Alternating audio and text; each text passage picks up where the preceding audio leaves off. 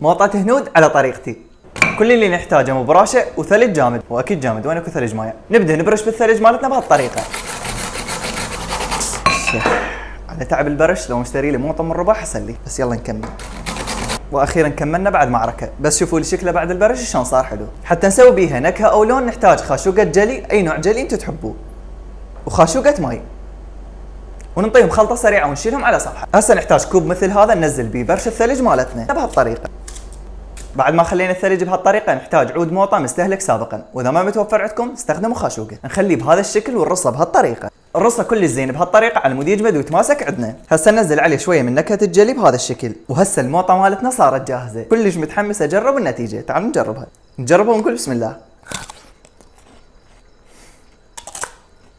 طبعا لا لون ولا طعم ولا رائحة، بس تفيدكم اذا عندكم جاهل شد عليكم وبوقت متأخر يدور موطة، سووا له هاي الطريقة.